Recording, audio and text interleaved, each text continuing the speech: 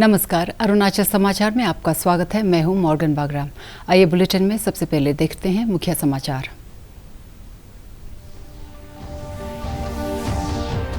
केंद्रीय गृह मंत्री अमित शाह ने आज़ादी का अमृत महोत्सव के तहत नई दिल्ली में विशेष संवाददाता सम्मेलन को किया संबोधित। कहा, आगामी 28 मई को प्रधानमंत्री नरेंद्र मोदी नए संसद भवन का करेंगे उद्घाटन और सत्ता हस्तांतरण के प्रतीक पवित्र सेनेगल संसद परिसर में करेंगे स्थापित।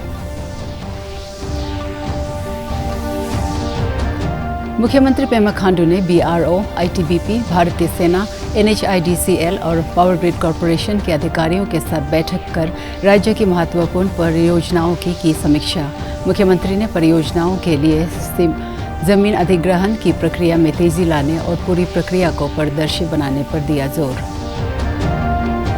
केंद्रीय गृह मंत्री अमित शाह ने वाइब्रेंट विलेज प्रोग्राम को लेकर वर्कशॉप का किया उद्घाटन। कहा, देश की सीमाओं की सुरक्षा नरेंद्र मोदी सरकार की है प्राथमिकता। वाइब्रेंट विलेज प्रोग्राम की बैठक में अरुणाचल के मुख्य सचिव सहित राज्य के सीमावर्ती 11 जिलों के जिला उपायुक्तों ने भी की शिरकत। केंद्रीय गृह मंत्री अमित शाह ने आज आज़ादी का अमृत महोत्सव के तहत नई दिल्ली में विशेष संवाददाता सम्मेलन को संबोधित करते हुए कहा कि आगामी 28 मई को प्रधानमंत्री नरेंद्र मोदी नए संसद भवन का उद्घाटन करेंगे। उन्होंने कहा कि नए संसद भवन के उद्घाटन के अवसर पर प्रधानमंत्री मोदी ऐतिहासिक और पवित्र सेनेगल की स्थापना करेंगे। श्री शाह ने कहा कि पवित्र सेनेगल ने देश के इतिहास में महत्वपूर्ण भूमिका निभाई है और यह सत्ता हस्तांतरण का प्रतीक बन गया है। उन्होंने कहा कि देश की सांस्कृतिक विरासत, इतिहास, परंपरा को न्यू इंडिया के साथ जोड़ने का यह एक अद्वितीय क्षण है। उन्होंने कहा कि नया संसद भवन प्रधानमंत्री की दूरदर्शिता का उदाहरण है। उन्होंने बताया कि संसद के लोकार्पण के दिन श्री मोदी उन लगभग 7,000 कर्मियों को सम्मानित करेंगे जिन्होंने रिकॉर्ड समय में नए संसद भवन को बनाया है। उन्होंने यह भी कहा कि नए संसद भवन के लोकार्पण के लिए सभी राजनीतिक दलों को आमंत्रित किया गया है। इस अवसर पर गृह मंत्री ने ऐतिहासिक सेनेगल की वेबसाइट का शुभारंभ भी किया, जिसमें सेनेगल के बारे में विस्तृत जानकारी है। का नवनिर्मित भवन राष्ट्र को समर्पित करेंगे। एक प्रकार से ये नया संसद भवन प्रधानमंत्री जी की दूरदर्शिता का प्रमाण है,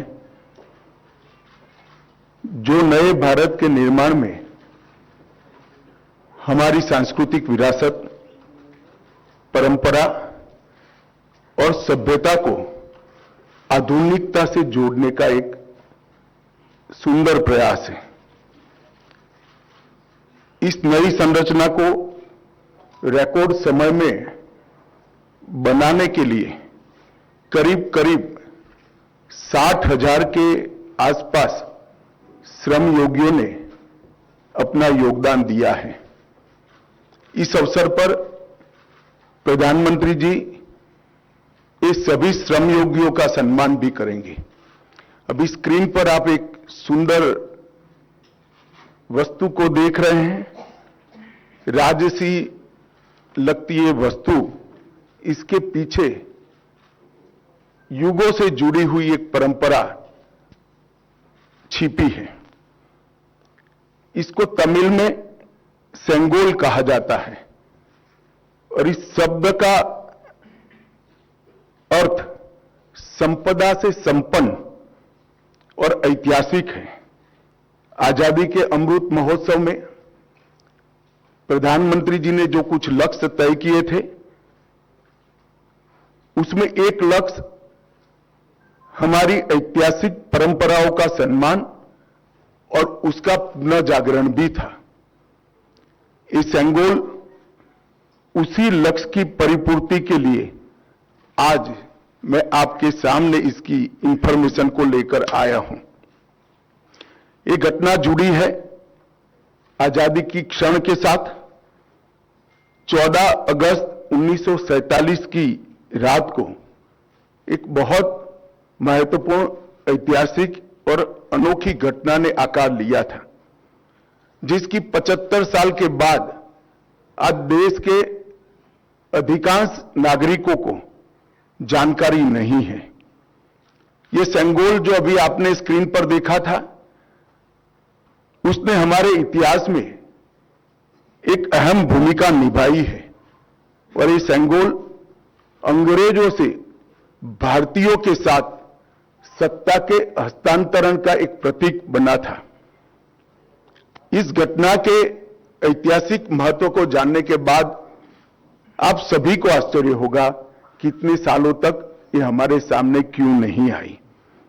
जब इसकी जानकारी प्रधानमंत्री जी को मिली, इस पर गहराई से विचार करने के बाद प्रधानमंत्री जी ने इसकी गहन जांच के आदेश दिए और फिर निर्णय लिया कि गौरवमयी प्रसंग को ध्रुव तारे के समान, परंपराओं के ध्रुव तारे के समान देश के सामने रखना चाहिए। इसीलिए हमारे नए संसद भवन के लोकार्पण के दिन को चुना गया।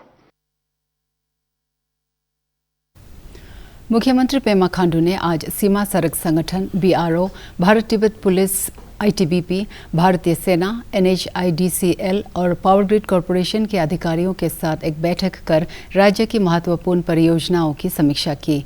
इस बैठक में मुख्यमंत्री ने परियोजनाओं के लिए जमीन अधिग्रहण की प्रक्रिया में तेजी लाने और इस पूरी प्रक्रिया को पारदर्शी बनाने को लेकर भी चर्चा की। मुख्यमंत्री ने कहा कि ठोस बुनियादी संरचना बनाने के लिए, सीमा पर सुरक्षा की स्थिति को बेहतर बनाने के लिए और अरुणाचल प्रदेश में विकास में तेजी लाने के लिए जमीन अधिग्रहण का मसला सबसे महत्वपूर्ण है।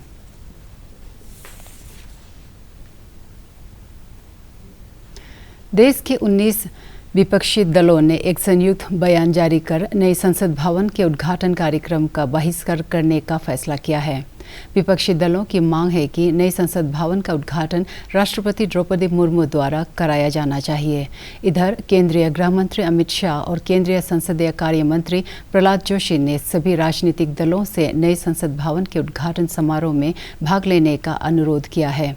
आज नई दिल्ली में मीडिया से बातचीत में श्री जोशी ने कई विपक्षी दलों के उद्घाटन समारोह में शामिल न होने की घोषणा पर नाराजगी जारी किया। This is not the time of politics. This is after almost more than a century, a historical thing is happening. So boycotting and making issue out of a non-issue is most unfortunate. I once again appeal them to reconsider their decision and kindly join in this historical function. And मैं सभी से आग्रह करता हूँ reconsider करके आप कृपया हाजिर हो जाए। सब वो कहते हैं राष्ट्रपति का अपमान है इसलिए हम नहीं जा रहे हैं, बिल्कुल पॉलिटिक्स के कारण है। ये बिल्कुल ठीक नहीं है। स्पीकर साहब कस्टोडियन ऑफ द पार्लियामेंट होता है। कभी भी स्पीकर साहब ने प्रधानमंत्री जी को इनवाइट किया है और इसके साथ ही साथ पार्लियामेंट प्रीमाइसेस में ही पहले प्रधानमंत्री जो थे उन लोगों ने भी बहुत बिल्डिंग वगैरह उद्घाटन किए है। तो इसीलिए ये ऐसे कारण लेके एक ऐसा अच्छा कार्यक्रम बायकॉट करना ये बिल्कुल ठीक नहीं है। मैं बार बार निवेदन करना चाहता हूं, आप रिकंसिडर करके कार्यक्रम में आ जाइए। G20 सचिवालय की अरुणाचल प्रदेश इकाई के अध्यक्ष और विधानसभा के स्पीकर पसांग दोरजी सोना तथा राज्य के उप मुख्यमंत्री चौना मेन ने नामसाई में आगामी 9 से 12 जून तक होने जा रही C20 कार्यक्रम की तैयारियों को लेकर आज ईटानगर में एक समीक्षा बैठक की। उप मुख्यमंत्री ने इस बैठक के बारे में बताया कि C20 कार्यक्रम को लेकर ज्यादातर तैयारियां की जा चुकी है। उन्होंने कहा कि यह कार्यक्रम अरुणाचल प्रदेश के लिए गेम चेंजर साबित होगा और इसके जरिए राज्य की समृद्ध विरासत एवं सांस्कृतिक विविधता को ग्लोबल प्लेटफॉर्म पर प्रदर्शित करने का मौका मिलेगा। केंद्रीय गृह मंत्री अमित शाह ने कहा कि देश की सीमाओं की सुरक्षा नरेंद्र मोदी सरकार की प्राथमिकता है और गांवों को सुरक्षित रखे जाने के बगैर सीमाओं को सुरक्षित नहीं रखा जा सकता। नई दिल्ली में एक कार्यशाला को संबोधित करते हुए श्री शाह ने कहा कि वाइब्रेंट विलेज को विकसित करने से देश की सीमाओं की सुरक्षा को अतिरिक्त बल मिलेगा। उन्होंने कहा कि प्रधानमंत्री नरेंद्र मोदी ने वाइब्रेंट विलेज कार्यक्रम की निष्ठा के साथ परिकल्पना की है और संविधान संविधान की भावना के अनुरूप प्रत्येक सीमांत गांव को सभी सुविधाएं मिलनी चाहिए।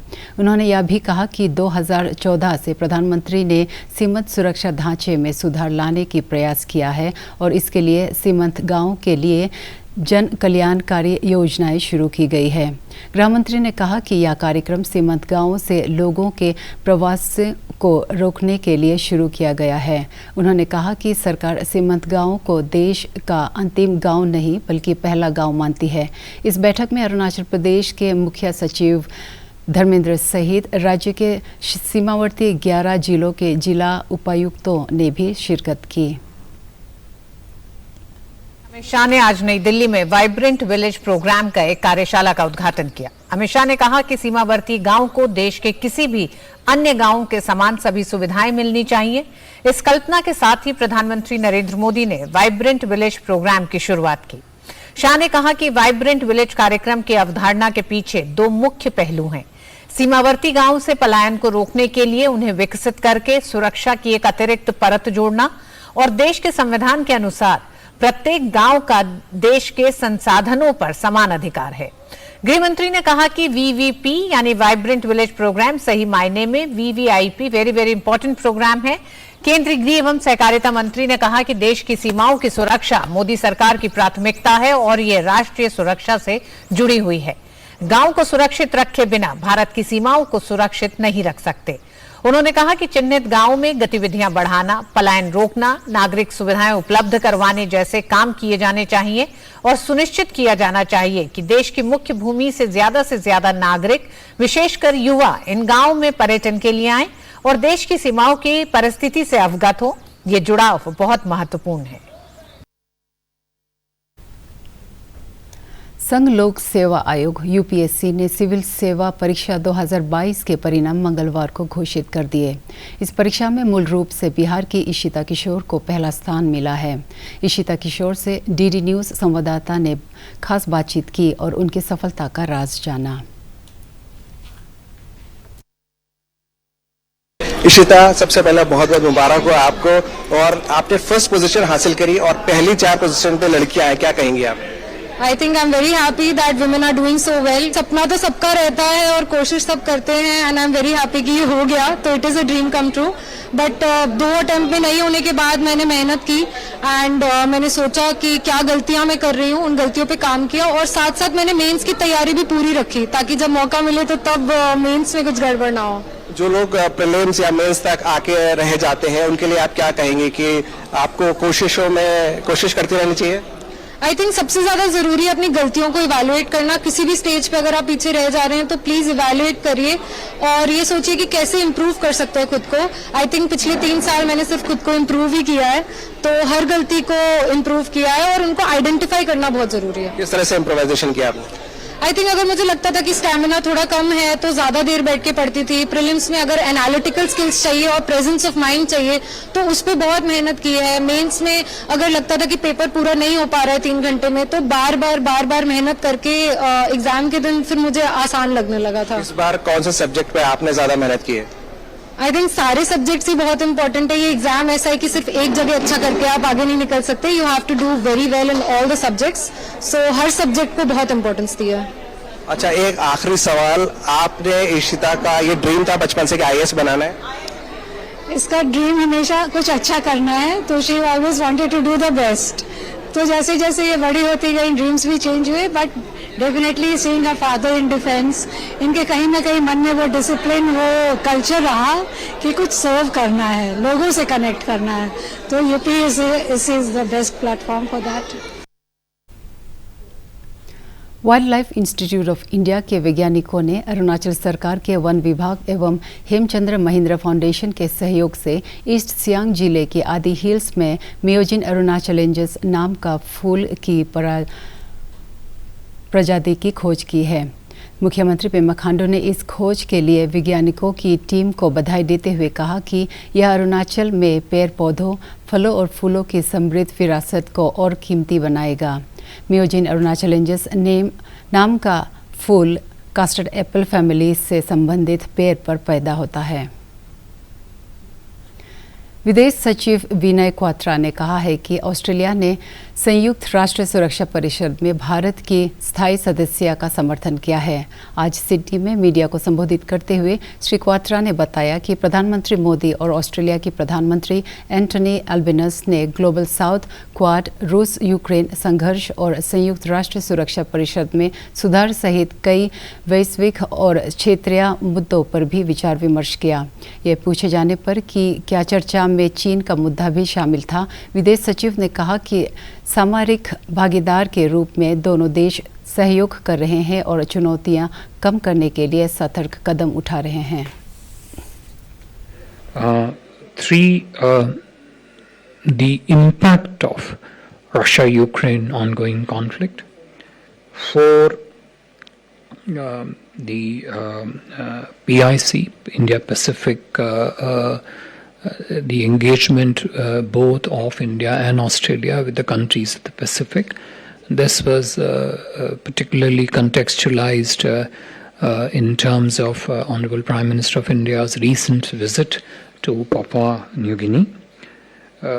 And the last one was on the potential cooperation between India and Australia in terms of benefiting the countries of the Global South. 6th, I would say, a specific focus, which was more on essentially global issue, on the reform of the UN Security Council, where you heard some of the remarks which were made during the press conference. राज्य के कृषि विभाग के प्रधान सचिव संदीप कुमार और कृषि आयुक्त बिदोल तायंग ने लोअर दिबांग वैली जिले के रोइंग में आत्मनिर्भर कृषि योजना को 2022-23 के लाभार्थियों को वितरित किए गए 38 ट्रैक्टरों को हरी झंडी दिखाकर रवाना किया। यह ट्रैक्टर खेती की उत्पादकता और प्रभाव को बढ़ाएंगे, जिससे आत्मनिर्भर कृषि योजना के लाभार्थियों को अपनी आय बढ़ाने में मदद मिलेगी।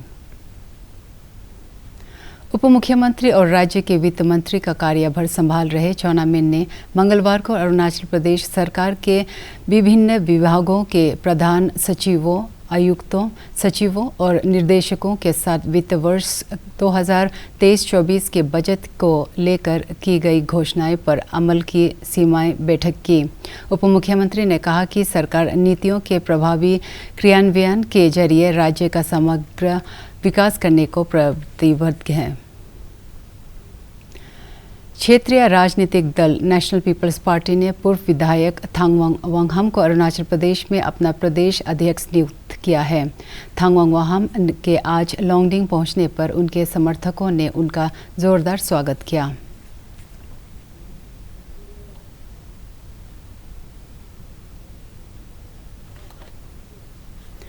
अरुणाचल समाचार के आज के अंक में इतना ही। हम कल फिर हाजिर होंगे अरुणाचल और देश दुनिया के खबरों के साथ। चलते चलते आपको बता दें कि आप अरुणाचल समाचार हमारे YouTube channel DD news Arunachal पर भी देख सकते हैं। देखते रहिए अरुण प्रभा। नमस्कार।